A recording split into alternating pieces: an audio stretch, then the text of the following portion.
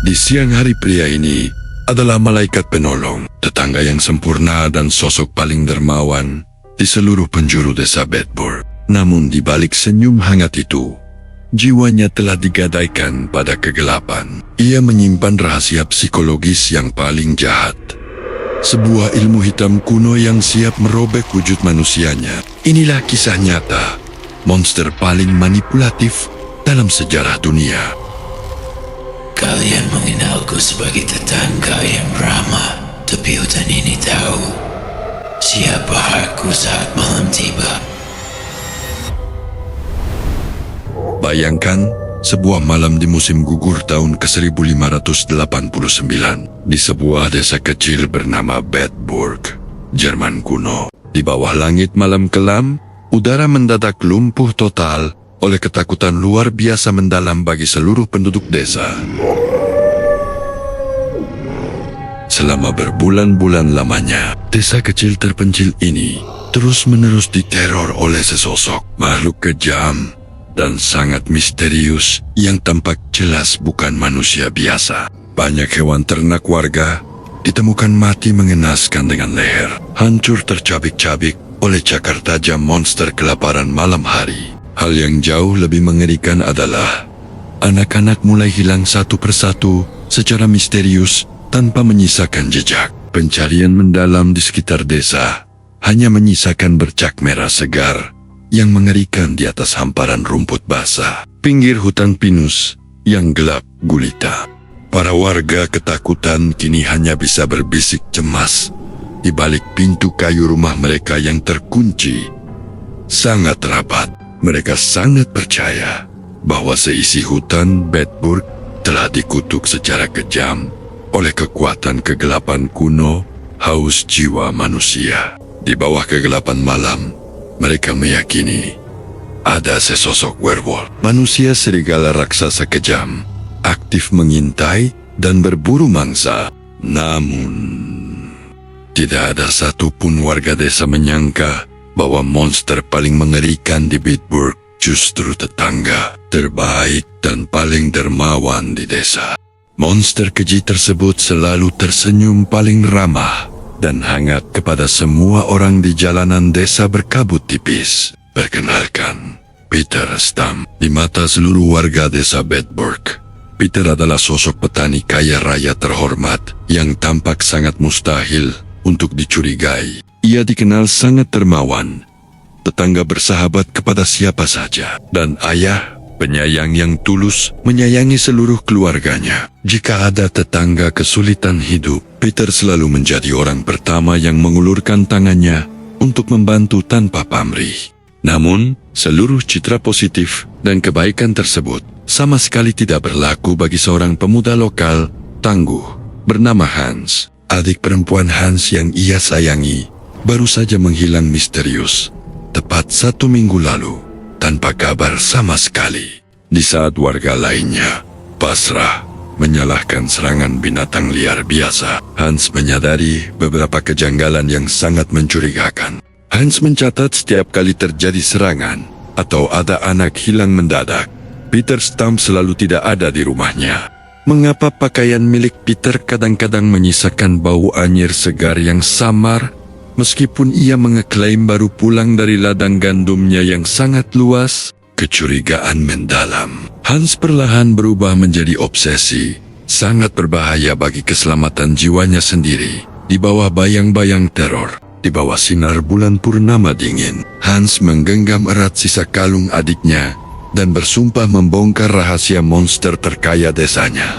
Malam itu, tepat saat bulan purnama mencapai puncaknya di langit Bedburg, atmosfer desa mendadak berubah menjadi sunyi, mencekam. Dari balik bayangan, Hans menyaksikan pintu belakang rumah Peter Stam terbuka. Sang tetangga ramah itu keluar dengan gerak-gerik yang amat mencurigakan, tanpa memedulikan keselamatan nyawanya. Hans melangkah masuk ke dalam hutan terlarang, mengikuti jejak kaki yang membawa maut tersebut. Di sebuah altar alam yang terisolasi dari peradaban, Peter Stam berhenti. Ia berdiri tegak seolah sedang menunggu sesuatu yang sudah berjanji untuk datang. Tiba-tiba udara di sekitar menjadi dingin membeku. Dari dalam kegelapan pekat, muncul sesosok manifestasi hitam setinggi 3 meter yang menyerupai iblis. Makhluk mengerikan itu mengulurkan sebuah benda sabuk kulit kuno penuh ukiran mistis. Inilah manifestasi dari perjanjian berdarah yang dibuat Peter Stam.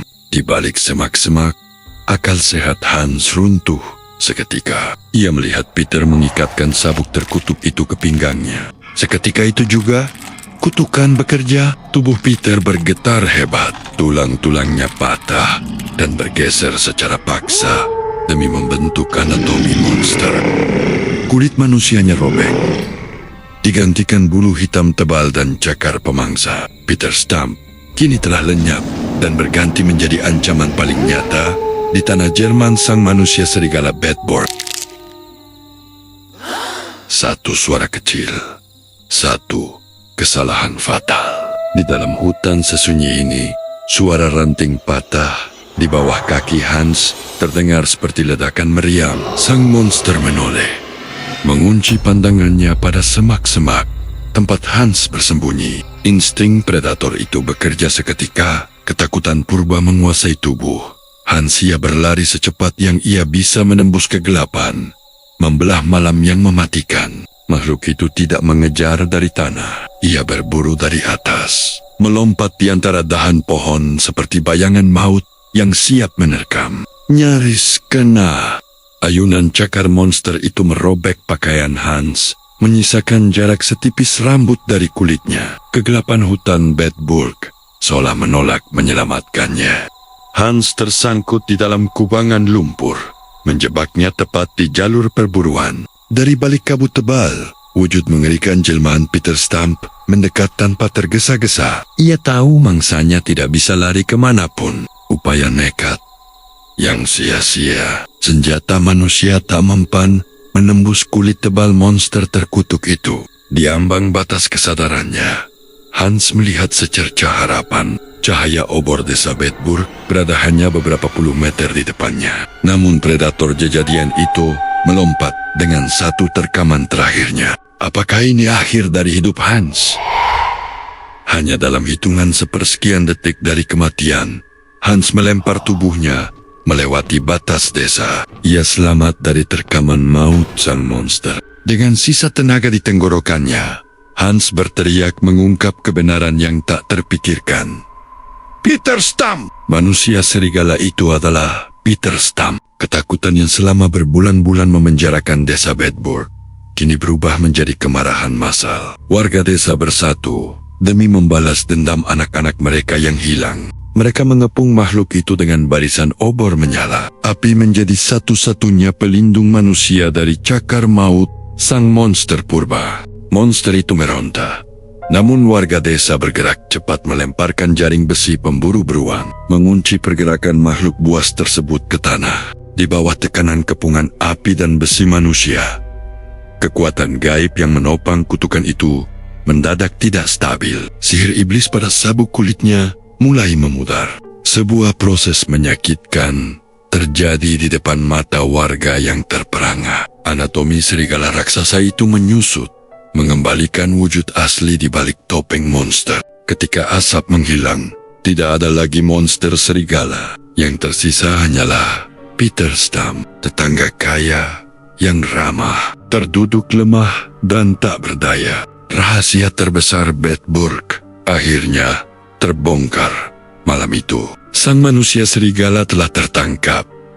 Namun kutukan yang sesungguhnya baru saja dimulai. Fajar 31 Oktober tahun 1589 terbit dengan membawa atmosfer yang berbeda di Bedburg. Masa teror telah usai.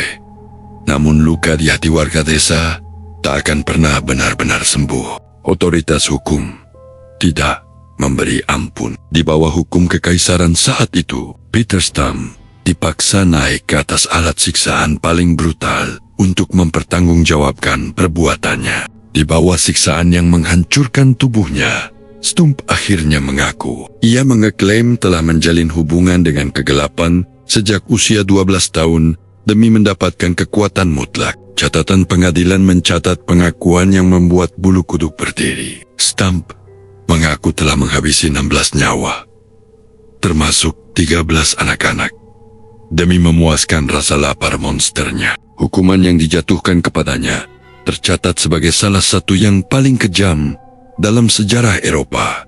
Tubuhnya dicabik, tulang-tulangnya dihancurkan di atas roda besi, sebelum akhirnya ia dipenggal dan dibakar hingga menjadi abu. Namun, sejarah menyisakan satu teka-teki besar yang tak terpecahkan. Ikat pinggang kulit ajaib yang disita dari Peter Stump dikabarkan lenyap secara misterius dari ruang bukti sesaat setelah eksekusi selesai. Banyak yang percaya sabuk itu sengaja dilarikan oleh pengikut rahasianya, menelurkan legenda urban bahwa benda terkutuk tersebut masih ada di luar sana, terkubur di suatu tempat di tanah Jerman. Tragedi Bedburg 1589 inilah yang menjadi salah satu fondasi utama lahirnya mitos modern tentang werewolf atau manusia serigala yang kita kenal di dalam buku dan film horor hari ini. Bagaimana menurut kalian? Apakah Peter Stump benar-benar seorang monster? Atau hanya korban fitnah sejarah? Tulis pendapat kalian di kolom komentar. Jangan lupa untuk like, share, dan subscribe untuk kisah misteri dunia lainnya. Sampai jumpa di video berikutnya.